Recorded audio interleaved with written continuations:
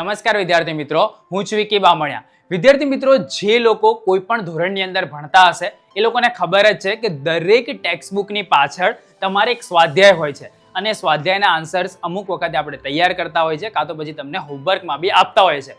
તો આ જે બધી જે બુક્સ છે એના માટે જાત જાતની રેફરન્સ બુક આવે છે અને રેફરન્સ બુક કેવી રીતે તમને ટ્રેપ કરે છે જેથી કરીને તમારું જે માનસિક વિકાસ હોય છે અટકી જાય છે એ મુદ્દા પર આજે આપણે સ્ટેપ બાય સ્ટેપ વાત કરવાના છે. દરેક વિદ્યાર્થી માટે, પેરેન્ટ્સ માટે, ટીચર માટે આ એક ઇમ્પોર્ટન્ટ મુદ્દો છે અને આના વિશે અત્યાર સુધી કોઈએ વાત નથી કરી અને મને એવી ઈચ્છા થઈ કે આવી વાત કરવી જોઈએ જેથી કરીને આજના યુગમાં તમારું બાળક સારી રીતે વિકસી શકે, ઇવન તમારું મગજ સારી રીતે વિકસી શકે અને તમે હાયર સ્ટડીની અંદર બી ઇઝી વેમાં સારા એવા માર્ક્સ લઈ શકો. તો આ વિડીયો 10 થી 15 મિનિટનો છે, પણ જો તમે એને ધ્યાનપૂર્વક છેક સુધી જોશો તો ડેફિનેટલી તમને એવી કંઈક બાબતોની જાણકારી મળશે કે જેની જાણકારી અત્યાર સુધી તમને નહીં હોય. તો લાસ્ટ સુધી આ વિડીયોને જોતા રહો.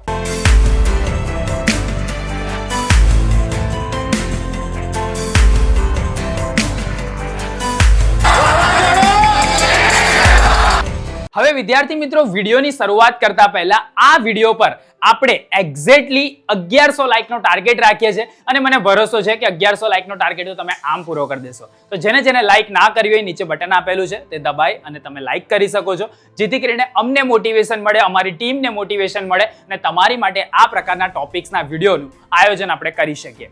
હવે ચેનલ પર કદાચ તમે નવા આવ્યા હોય ને તમને આ ચેનલ વિશેની જાણકારી ના હોય, તમે ગુજરાતમાં બોર્ડના વિદ્યાર્થીઓ માટેની સૌથી વધારે સબસ્ક્રાઇબર ધરાવતી ચેનલ પર તમે આવેલા છો. નીચે તમને આંકડો બી દેખાતો હશે, 14 લાખ જેટલા વિદ્યાર્થીઓ જોડાઈ ગયા છે. તો તમે બી સબસ્ક્રાઇબનું બટન દબાઈ અને અમારી સાથે જોડાઈ શકો છો. હવે આપણે મુદ્દા પર આવીએ તો ભાઈ અહીંયા લખ્યું છે કે ભાઈ ગાઈડ, હેતુલક્ષી અને સ્વાધ્યાય માટેના બુક ટ્રેપ સપ્તાહ કટાએ તેરા ભી કટેગા.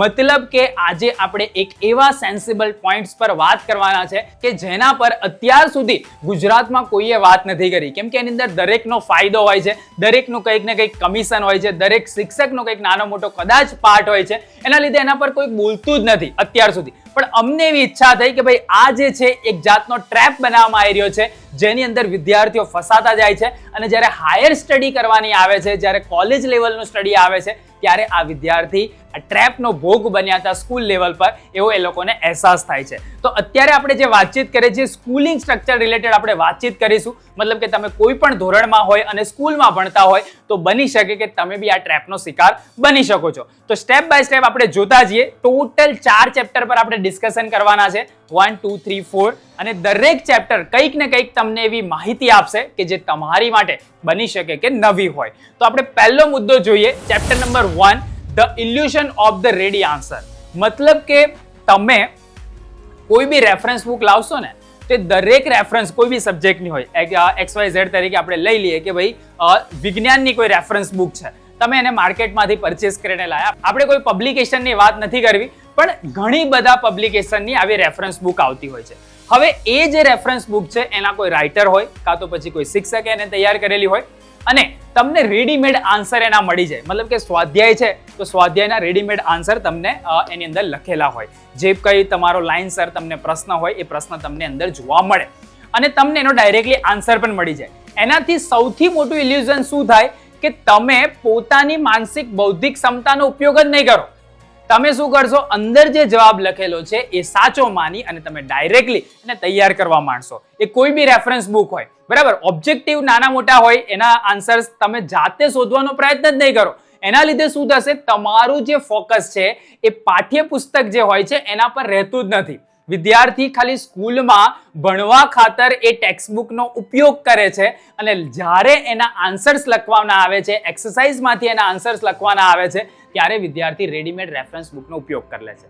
ખરેખર શિક્ષણ બોર્ડ છે એનો મેઇન હેતુ શું હતો, ભાઈ વિદ્યાર્થી પહેલા તો પાઠનું પૂરેપૂરો અભ્યાસ કરે, ત્યારબાદ સ્વાધ્યાયના જે પ્રશ્ન છે એનો એ પોતાની બૌદ્ધિક શક્તિનો ઉપયોગ કરી અને અંદરથી જવાબ શોધે. એ પ્રમાણે અંદર 4 કે 5 એ લોકોએ ઓબ્જેક્ટિવ આપ્યા હોય, 3-4 એક વાક્યના પ્રશ્ન આપ્યા હોય, 3-4 તમને એની અંદરના 2-3 માર્ક્સના પ્રશ્ન આપેલા હોય અને 1-2 તમને મોટા પ્રશ્ન આપેલા હોય. પણ ક્યારેય કોઈ વિદ્યાર્થી એ પ્રશ્નના જવાબો પાઠ્યપુસ્તકના જે પાઠ આપેલો છે, જે અંદર સમજૂતી આપેલી છે એના આધારે શોધવાનો પ્રયત્ન કરતો જ નથી, કેમ કે એને તો રેડીમેડ માર્કેટમાં બુક્સ મળે છે અને આનો કોઈ ક્યારેય વિરોધ બી નહીં કરે, કેમ કે દરેકને આની અંદર કંઈક કટ હોય છે. બની શકે કોઈ સ્કૂલને એ રેફરન્સ બુક સજેસ્ટ કરવાના કંઈક કમિશન મળતું હોય, બની શકે કે કોઈકને એનાથી કંઈક ફાયદો થતો હોય. એટલા માટે એ લોકો તમને ક્યારેય એવું કહે જ નહીં કે ભાઈ તમે એનો ઉપયોગ ના કરો. એ કહેશે કે ભાઈ તમે એનો ઉપયોગ કરો, કેમ કે તમે પરચેસ કરશો અને એનાથી આખે કરોડો રૂપિયાની બુકની બિઝનેસ જનરેટ થશે અને એ બિઝનેસમાં કંઈક ને કંઈક કોઈક ને કોઈકનો ભાગ હોય છે. એના લીધે તમને ક્યારેય કોઈ એવું કહે જ નહીં કે આનો ઉપયોગ ના કરો. એ કહેશે કે તમને એનો ઉપયોગ કરો, પણ તમારી બૌદ્ધિક ક્ષમતા એની અંદર વપરાતી નથી, કેમ કે તમને રેડીમેડ આન્સર મળી જાય છે. તમે પહેલેથી જે બી ક્વેશ્ચન્સના જુઓ છો એનો જવાબ એની નીચે જ લખેલો હોય છે. તો તમે ક્યારેય ગુજરાત સરકારે જે તૈયાર કરેલી ટેક્સ્ટ બુક છે એનો ઉપયોગ જ નહીં કરો. અને એ લોકોનો મેઇન હેતુ એ જ હોય છે કે તમે એનાથી દૂર રહો, તો એ લોકોની રેફરન્સ બુકો વેચાશે ને, બરાબર. તો સૌથી મોટું ઇલ્યુઝન આ થાય છે કે તમને રેડીમેડ આન્સર આપી દેવામાં આવે છે. બોલો કે એમાં વાંધો શું છે? વાંધો નથી, પણ તમે ક્યારેય પાઠ્યપુસ્તક પર ફોકસ નહીં કરો. એનું લાંબા ગાળે તમને નુકસાન શું જાય છે હું આગળ તમને એક્સપ્લેન કરું છું. પણ તમને એક આઈડિયા આવી ગઈ હશે કે તમે ફિઝિક્સ છે કાં તો મેથ્સ છે, મેથ્સની અંદર તો સૌથી વધારે રિસ્કી કહેવાય, કેમ કે તમારે દાખલાની ગણતરી જાતે કરવાની હતી. એની જગ્યાએ તમે ડાયરેક્ટ ડાયજેસ્ટમાંથી કાં તો કોઈ રેફરન્સ બુકમાંથી ઉતારા ચાલુ કરી દીધા, કાં તો એની અંદરના આન્સર્સ અને મેથડને જોઈને તમે ગણી કાઢ્યું. અને જ્યારે બોર્ડ એક્ઝામમાં કાં તો ફાઇનલ એક્ઝામમાં કોઈ એક્ઝામ્પલ ટ્વિસ્ટ થઈને આવે ત્યારે વિદ્યાર્થીને અઘરું લાગી જાય છે અને એનો એ આન્સર શોધી જ નથી શકતો. ઇવન એને ખબર બી નહીં હોતી કે આ કયા ટેક્સ્ટ બુકમાં કયા પાન નંબર પર આનો આન્સર આપેલો હશે, બરાબર. આવા બધા ઘણા બધા કિસ્સા ભૂતકાળમાં બનેલા છે. એના માટે કે તમારું સૌથી મોટું નુકસાન એ જ થાય છે કે તમે જાતે આન્સર શોધવાની તમારી જે બૌદ્ધિક ક્ષમતા વાપરવાની હતી એને ગુમાવી દો છો. કેમ? કેમ કે રેફરન્સ બુકની અંદર ઇલ્યુઝન્સના આધારે, રેડીમેડ આન્સર્સના આધારે તમને ટ્રેપ કરવામાં આવે છે, જેથી કરીને તમે એ રેફરન્સ બુક પર વધારે ફોકસ કરો, નહીં કે તમારી પાઠ્યપુસ્તક પર, નહીં કે તમારા ટેક્સ્ટ બુક પર. ઓકે, ચેપ્ટર નંબર 2 જોઈએ. ભાઈ સિલેક્ટેડ ઓબ્જેક્ટિવ્સ ઓનલી. એ લોકો પછી શું કરે? ભાઈ અમારી રેફરન્સ બુકમાં, અમારી ગાઈડની અંદર તમને એક્સ્ટ્રા ક્વેશ્ચન્સ આપેલા છે. એ ક્વેશ્ચન્સનો અભ્યાસ કરીને તમે તમારી તૈયારીને સારી કરી શકો છો. આમ જોવા જઈએ તો એ સારું જ છે. તમને એવું થાય કે ભાઈ આની અંદર 50 MCQ આપેલા છે, આની અંદર 20 MCQ આપેલા છે, આની અંદર 10 MCQ આપેલા છે, પણ મારો કહેવાનો હેતુ એ છે કે એ જે MCQ, એ જે ઓબ્જેક્ટિવ્સ છે એનો મૂળ હેતુ કયો હતો, એનું મૂળ પાઠ્યપુસ્તક કયું હતું? એ તો તમારી ગુજરાત રાજ્ય પાઠ્યપુસ્તક મંડળનું પુસ્તક જ હતું, એમાંથી જ એ લોકોએ તૈયાર કર્યા છે. હવે એ લોકોએ પોતાના પેજીસને લિમિટેડ કરવા માટે દરેક જે એમને જે સારું લાગતું હોય એ ક્વેશ્ચનનો ઉપયોગ કર્યો હોય. હવે જ્યારે બોર્ડનું પેપર સેટ થવાનું હોય, કાં તો પછી કોઈ ગુજકેટ કાં તો નીટ લેવલનું પેપર સેટ થવાનું હોય, ત્યારે જે તે શિક્ષક ફક્ત ટેક્સ્ટ બુક લઈને બેસે છે અને ટેક્સ્ટ બુકમાં એને નથી ખબર કે તમે કઈ રેફરન્સ બુક વાંચીને આવવાના છો, એમને નથી ખબર કે તમે કયા પાઠ્યપુસ્તકમાંથી કઈ ડાયજેસ્ટને વાંચીને આવવાના છો, કયા પબ્લિકેશનની બુક તમે વાંચીને આવવાના છો, એ જે તે શિક્ષકને નથી ખબર કે જે પેપરને સેટ કરે છે. એના લીધે શું થાય કે જ્યારે તમને એની અંદરનો કોઈ ક્વેશ્ચન્સ મેચ થયેલો હોય તો તમને એવો આમ અનુભવ થાય કે ભાઈ આમાંથી પૂછાયું, ખરેખર એમાંથી નથી પૂછાયું, પાઠ્યપુસ્તકમાંથી જ પૂછાયું છે.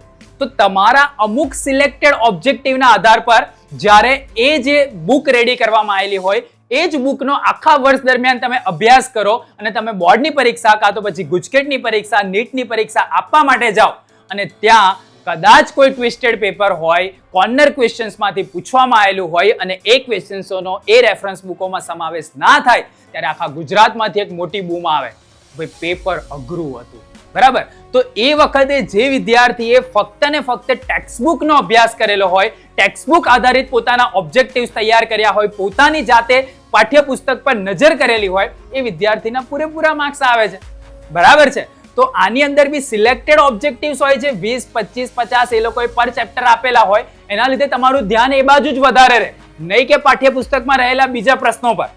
ખ્યાલ આવ્યો? કેમ કે એની અંદર તો ઘણી બધી લાંબી થિયરી આપેલી હોય છે. એના લીધે બી વિદ્યાર્થીઓને દર વર્ષે ઘણું મોટું નુકસાન થતું હોય છે. જે પેપર અઘરું નીકળે છે, પેપર અઘરું આવે છે, એ જે બૂમાબૂમ થતી હોય ને એનું મેઇન કારણ આ જ છે કે તમે રેડીમેડ રેફરન્સ બુકોનો ઉપયોગ કરો છો, રેડીમેડ સિલેક્ટેડ ઓબ્જેક્ટિવ્સનો ઉપયોગ કરો છો અને એના આધારે તમે બોર્ડની તૈયારી અને એના આધારે તમે ગુજકેટ અને નીટની તૈયારી કરો છો. એના લીધે તમને નુકસાન થાય છે, બરાબર. તો આ બી એક અગત્યનો મુદ્દો છે કે જે તમારે ધ્યાનમાં લેવો જોઈએ. ચેપ્ટર નંબર 3 એનું શું કહે છે કે નોટ ઓલ ટોપિક્સ કવર. અમુક વાર શું થતું હોય છે કે જે તે રેફરન્સ બુકને તૈયાર કરતી વખતે બની શકે કે જે તે ચેપ્ટર જેને તૈયાર કર્યું હોય એને પર્ટિક્યુલર કોઈ ટોપિક ના ગમતો હોય તો એ ટોપિકના એને ક્વેશ્ચન્સનો સમાવેશ જ ના કર્યો હોય, અને બની શકે કે બોર્ડ એક્ઝામની અંદર એ જ ટોપિક રિલેટેડ તમને ક્વેશ્ચન્સ પૂછવામાં આવે, એ જ ટોપિક રિલેટેડ તમને કોઈ મોટો પ્રશ્ન તૈયાર કરવામાં આવે, એ વખતે વિદ્યાર્થીને નુકસાન થાય છે. એટલા માટે કે એની અંદર જે તમે રેફરન્સ બુકનો ઉપયોગ કરો છો, જે તમે ડાયજેસ્ટનો ઉપયોગ કરો છો, એનું મૂળ પુસ્તક કયું હતું? ભાઈ તમારી ગુજરાત રાજ્ય પાઠ્યપુસ્તક મંડળની ચોપડી. તો એ ચોપડીમાંથી જે તૈયાર થયેલું છે, તો કેમ આપણે મેઇન પુસ્તક પર ફોકસ ના રાખીએ? રેફરન્સ બુકનો એઝ અ રેફરન્સ ઉપયોગ કરવાનો છે. જો તમે એને ફૂલ તૈયારી માટે એનો જ ઉપયોગ કરવા માંડશો તો તમે એક ટ્રેપમાં ફસાઈ જશો, કેમ કે એ બુકનો જે ટ્રેપ છે, જો તમારું બોર્ડનું પેપર એના રિલેટેડ આવ્યું તો વાંધો નથી, પણ જો ના આવ્યું તો એ તમારા રિઝલ્ટને ડેમેજ કરશે. અને આવું ઘણા બધા વિદ્યાર્થીઓ જોડે થયેલું છે ભૂતકાળમાં, તમારી જોડે ના થાય એના માટે આ સ્પેશિયલી વિડીયો બનાવેલો છે, કેમ કે એની અંદર બધા જ ટોપિક કવર કરેલા હોય અને બધા જ ટોપિકના સારી રીતે બનાવેલા ક્વેશ્ચન સમાવેશ કરેલા હોય એવું જરૂરી નથી. આ ખરેખર આ મુદ્દાને ધ્યાનમાં રાખજો તમે. બરાબર, આગળનો મુદ્દો જોઈએ, ચેપ્ટર નંબર 4, કે અમુક વખતે મેં એવી ઘણી બધી આ લોકો કોમ્પિટિશન થતી હોય, એક પબ્લિશરની બીજા પબ્લિશર જોડે કોમ્પિટિશન થતી હોય. હવે એના લીધે શું થાય? ભાઈ પહેલા ચેપ્ટરમાં દાખલા તરીકે ભૌતિક વિજ્ઞાન છે કે રસાયણ વિજ્ઞાન છે, આપણે સાયન્સની વાત કરીએ, ભાઈ આ પાઠ્યપુસ્તકમાં 50 MCQ આપેલા છે પહેલા ચેપ્ટરના, તો બીજો જે પબ્લિશર શું વિચારે ખબર, આપણે 50 થી વધારે બનાવો એટલે એવો 70 આપે. પછી ત્રીજો નીકળે તા કે ભાઈ અમારામાં 100 છે, પેલો કે ભાઈ અમારામાં 150 છે, અને આ ટાઈપની એક કોમ્પિટિશન લાગે. અને એના લીધે અમુક MCQ એકદમ યુઝલેસ હોય, અમુક ક્વેશ્ચન્સ એકદમ યુઝલેસ હોય કે જેનો ઉપયોગ નથી થવાનો અને ક્યારેય પૂછાવાના નથી, પણ તમે એને વાંચ્યા જ કરો કે ભાઈ આમાં વધારે છે, આમાં વધારે છે. ભાઈ 25,000 MCQ કરો કે 25,000 ઓબ્જેક્ટિવ કરો તમે, પણ એની સામે કોઈ વિદ્યાર્થીએ પાઠ્યપુસ્તકના આધારે કદાચ પોતાની રીતે 250 બી MCQ પર નજર કરી હશે ને, તો બી એ વિદ્યાર્થી તમારા કરતા વધારે માર્ક્સ લઈ આવશે. ખ્યાલ આવ્યો? મતલબ કે તમે નંબર ઓફ ક્વેશ્ચન્સ કેટલા કરો છો એના પર ડિપેન્ડ નથી તમારું રિઝલ્ટ. તમારું રિઝલ્ટ એના પર ડિપેન્ડ છે કે તમે નંબર ઓફ ક્વેશ્ચન્સ કોના આધારે કરો છો, પાઠ્યપુસ્તકના આધારે કરો છો કે કોઈ રેફરન્સ બુકના આધારે કરો છો. જો કોઈ રેફરન્સ બુકના આધારે કરેલા હોય, કેમ કે ઘણી બધી એવી રેફરન્સ બુક મેં જોઈ છે કે જેમાં યુઝલેસ MCQs આપેલા છે, જેમાં યુઝલેસ ઓબ્જેક્ટિવ્સ આપેલા છે, તમને નંબર ઓફ ક્વેશ્ચન્સ વધારે લાગે, પણ એને તૈયારી કરવામાં તમારો સમય બી બગડે, અને એ સમયનો કદાચ તમે કોઈ સારી જગ્યાએ ઉપયોગ કર્યો હોત, કોઈ બીજા વિષયને તૈયાર કરવામાં ઉપયોગ કર્યો હોત તો તમારા માર્ક્સ વધી જાત. પણ તમારું મૂળ પુસ્તક તમારી પાઠ્યપુસ્તક હોવું જોઈએ, નહીં કે કોઈ રેફરન્સ બુક. જો તમે રેફરન્સ બુકનો ઉપયોગ કરશો અને એના જ આધારે તૈયારી કરશો તો તમે એક ટ્રેપમાં છો. એ ટ્રેપની બહારનું કદાચ કોઈ પેપર આવી ગયું, એ ટ્રેપની બહારનો કદાચ કોઈ પ્રશ્ન આવી ગયો તો એ તમને અઘરો લાગશે અને તમે એનો આન્સર નહીં આપી શકો. ઇવન ઘરે આવીને બી પુસ્તકમાંથી એનો જવાબ શોધવાનો હશે ને તો બી તમારા પસીના છૂટી જશે, કેમ કે તમે પાઠ્યપુસ્તકનો ઉપયોગ જ નથી કર્યો. બરાબર, એટલા માટે આ જે ચેપ્ટર નંબર 4 છે એ બી અગત્યનું છે, જે તમારો સમય બી બચાવશે, તમારા પૈસા બી બચાવશે, અને તમે તમારી તૈયારીને પૂરેપૂરો ન્યાય આપી શકશો. તમે રેફરન્સ બુકનો ઉપયોગ ત્યારે કરવાનો જ્યારે તમને કશો જવાબ પોતાની રીતે ખબર નથી પડતી ત્યારે. પણ તમે શું કરો છો? પાઠનો અભ્યાસ કર્યા પછી ફક્ત ને ફક્ત એના પર જ ડિપેન્ડેડ થઈ જાઓ છો, જે તમારી સૌથી મોટી ભૂલ છે. અને ભૂલને તમારે આજે કરેક્ટ કરવાની છે આ વિડીયો જોયા પછી. તો કોઈકને કદાચ એવું થાય કે ભાઈ અમારે કરવું શું, તૈયારી કેવી રીતે કરવી, સ્વાધ્યાયના પ્રશ્નોના જવાબ તૈયાર કેવી રીતે કરવા, લખવા કેવી રીતે, તો જો એનું કન્ક્લુઝન આપણે લઈએ, ભાઈ બેલેન્સ વિથ ટેક્સ્ટબુક. ટેક્સ્ટબુક જોડે બેલેન્સ રાખો ને. તમે ફક્ત ને ફક્ત રેફરન્સ બુક પર કે એના પર ડિપેન્ડેડ ના રહેશો. તમે રેફરન્સ બુકને એઝ અ રેફરન્સ ઉપયોગ કરો જ્યારે તમને યોગ્ય લાગે ત્યારે, નહીં તો આ લોકોના બનાવેલા ટ્રેપમાં તમે ફસતા જશો. અને જ્યારે તમે હાયર સ્ટડીમાં જશો ત્યારે હાયર સ્ટડીમાં કોઈ રેફરન્સ બુક નથી આવતી, ત્યાં કોઈ ગાઈડ નથી આવતી, ત્યાં કોઈ ડાયજેસ્ટ નથી આવતી. તો એ વખતે તમે તમારી બૌદ્ધિક ક્ષમતાને પૂરેપૂરી ગુમાવી ચૂક્યા હશો અને તમે ફર્સ્ટ યર બી ક્લિયર નહીં કરી શકો કોલેજનું. જ્યારે તમે કોલેજ લેવલ પર જશો ત્યારે ઘણા બધા વિદ્યાર્થીઓ ફર્સ્ટ યરમાં જ અટકી જાય છે. એનું મૂળ કારણ આ જ છે, આ બુક ટ્રેપ. કેમ કે એ લોકો પોતાની જાતે કોઈ પ્રશ્નનો જવાબ શોધી જ નથી શકતા, કેમ કે એ લોકોએ રેડીમેડ જવાબો જ જોયા છે. ખ્યાલ આવ્યો? તો આ ખરેખર એક સેન્સિબલ મુદ્દો છે જેના પર તમારે ધ્યાન આજે આપવું પડશે, તો ભવિષ્યમાં તમને એનાથી બેનિફિટ થશે. તમે એક્ટિવ લર્નિંગ ટેકનિક રાખો. આપણે ઘણી બધી વખત શીખવાડેલું છે, જે પ્રશ્ન તમારા સ્વાધ્યાયમાં, જે પ્રશ્ન તમારા બોર્ડના પેપરમાં છે એનો આન્સર તમારી પાઠ્યપુસ્તકમાં છે જ. તમે એને જાતે શોધો ને. એકચ્યુઅલમાં ભલે તમને એનો જવાબ ખબર પડી ગઈ છતાં બી જાતે શોધો કે ભાઈ આ લાઈન તમારી ટેક્સ્ટબુકમાં ક્યાં આપેલી છે. એને એક્ટિવ લર્નિંગ કહેવાય. તો તમારા બૌદ્ધિક ક્ષમતાનો વિકાસ થશે અને એવો કોઈ ક્વેશ્ચન ઇન ફ્યુચર કદાચ તમારી સામે આવશે ને, તમે સૌથી પહેલા રેફરન્સ બુક કરતા તમારી પાઠ્યપુસ્તકને પસંદ કરશો અને તમને આમ સરપ્રાઈઝ થશે કે તમે એનો જવાબ પાઠ્યપુસ્તકમાં ઇઝી વેમાં શોધી શકશો.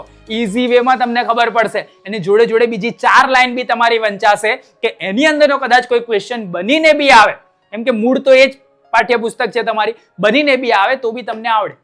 ખ્યાલ આવે? એટલે એક્ટિવ લર્નિંગ ટેકનિક રાખો. ડાયવર્સિફાય સોર્સિસ, તમારા જે રીડિંગના સોર્સિસ છે એને ડાયવર્સિફાય રાખો. ભાઈ પર્ટિક્યુલર આ ટોપિક માટે જ મેં આ પુસ્તકનો ઉપયોગ કરીશ, પર્ટિક્યુલર આ પ્રકારના ક્વેશ્ચન્સ માટે જ મેં આ પુસ્તકનો ઉપયોગ કરીશ, આ સિવાય મારે આના પર ડિપેન્ડેડ રહેવાનું નથી. આ તમારા માઇન્ડને તમારે ક્લિયર કટ સમજાવી દેવાનું. એને ડાયવર્સિફાય સોર્સિસ કહેવાય. અને રેગ્યુલર રિવિઝન, તમારું રેગ્યુલર રિવિઝન પાઠ્યપુસ્તકના આધારે હોવું જોઈએ, નહીં કે કોઈ રેફરન્સ બુકના આધારે. જો તમે એના આધારે રાખશો તો મારી વાતને યાદ રાખજો, સપ્તાહ કટાય તેરા ભી કટેગા. એક વિષય દર વખતે બધા વિદ્યાર્થીઓને અઘરો લાગતો હોય છે. એકાદું પેપર, ઇવન 12 સાયન્સમાં તો આ સમસ્યા દર વર્ષે થાય છે. ભાઈ આ અમને ખબર જ ના પડી, એમસીક્યુ કઈથી પૂછ્યા? ભાઈ પાઠ્યપુસ્તકમાંથી પૂછ્યા, જે તે આખું વર્ષ ખોલી જ નથી, તો પછી માર્ક્સ ના આવે ને બકા. તો વાંચવા માટે તમારે પાઠ્યપુસ્તકનો ઉપયોગ કરવાનો છે. હાઇલાઇટરનો ઉપયોગ કરો, પાઠ્યપુસ્તકની અંદર નાના મોટા પોઈન્ટ્સ બનાવો, પોતાનું રિવિઝનનું એક પેજ બનાવો. આ બધાનો ઉપયોગ કરશો ત્યારે તમે આ બુક ટ્રેપમાંથી બહાર નીકળી શકશો. નહીં તો તમને એવું જ લાગશે, ઇલ્યુઝન એવું જ થશે કે ભાઈ મારી બધી તૈયારી થઈ ગઈ છે, પણ એ તૈયારી ફક્ત એ પુસ્તક આધારે થયેલી છે, નહીં કે તમારી પાઠ્યપુસ્તક આધારે. જો પાઠ્યપુસ્તક આધારે તમારી તૈયારી હશે તો ડેફિનેટલી તમને ફાયદો થવાનો જ છે. પણ જો કોઈ પુસ્તક આધારે હશે, કોઈ રેફરન્સ બુક આધારે હશે, કોઈ ગાઈડના આધારે હશે, તો તમે એક ટ્રેપમાં છો. એ ટ્રેપની બહારનું કંઈ બી આવ્યું તમે તરત જ ફસાઈ જશો અને તમારા માર્ક્સ કપાઈ જશે. બરાબર? તો ધ્યાનપૂર્વક યાદ રાખજો કે આવો બી એક વિડીયો દિવાલીપુરા યુથ પર આવ્યો હતો અને વિક્કી સરે આ વાતને સમજાવી હતી, એની ગંભીરતા બી સમજાવી હતી, જેથી કરીને તમે આનો ફાયદો લઈ શકો. બરાબર? આનો મૂળ હેતુ એ જ છે કે નહીં કે તમે રેફરન્સ બુકને ખરીદો ના ખરીદો, તમારી પર્સનલ ચોઇસ છે, પણ મૂળ તમારું જે આધાર છે એ તમારી પાઠ્યપુસ્તક હોવી જોઈએ કે જે તમને ગુજરાત રાજ્ય પાઠ્યપુસ્તક મંડળે તૈયાર કરીને આપી છે. એ પછી કોઈ બી વિષય હોય, કોઈ બી તમારું પ્રવાહ હોય, એ પછી આર્ટ્સ હોય, કોમર્સ હોય, સાયન્સ હોય, ધોરણ 10 હોય કે કોઈ બી બીજું કોઈ ધોરણ હોય, પણ તમારો મૂળ આધાર એ તમારી પાઠ્યપુસ્તક હોવી જોઈએ. કેમ કે તમે ગાઈડની તૈયારી કરો છો, હેતુલક્ષીની કે સ્વાધ્યાયના કોઈ પુસ્તકની તૈયારી કરો છો, એ બધું જ તમારી પાઠ્યપુસ્તકમાંથી બનેલું છે. તો વિડીયો તમને ગમ્યો હોય તો જરૂરથી વિડીયોને લાઈક કરજો, કેમ કે આ ટાઈપના વિડીયો ઘણા બધાને જોવા નથી ગમતા, પણ જે લોકોને ખરેખર સિન્સિયરલી પોતાના કરિયર કંઈ બનાવવું છે, ભણીને આગળ વધવું છે, એ લોકો માટે અગત્યનો હોય છે. તમે આ વિડીયોને શેર કરજો. કદાચ તમે ટીચર હોય, કોઈ સ્કૂલની અંદર ભણાવતા હોય, કાં તો કોઈ કોચિંગ ચલાવતા હોય, તો ડેફિનેટલી આ જે વિડીયો છે તમારા સ્માર્ટ બોર્ડ પર જરૂરથી વિદ્યાર્થીઓને બતાવજો, જેથી કરીને એ વિદ્યાર્થીઓને ખબર પડે કે આપણે કઈ બાબત પર આધાર રાખવાનો છે ને કઈ બાબતનો પૂરો આધાર નથી રાખવાનો. એ લોકોને ક્લિયર માઇન્ડસેટ થઈ જાય. તમે જો ચેનલ પર પહેલી વાર આવ્યા હોય તો જરૂરથી ચેનલને સબસ્ક્રાઇબ કરજો. આવી જ રીતે અન્ય વિડીયો માટે, આ પ્રકારના વિડીયોઝ માટે તમે બેલ આઇકનને દબાવી દેજો, જેથી કરીને તમને નોટિફિકેશન પર આવે. અને નેક્સ્ટ કોઈક નવા ટોપિક સાથે આપણે ફરીથી મળીશું. ત્યાં સુધી આવજો.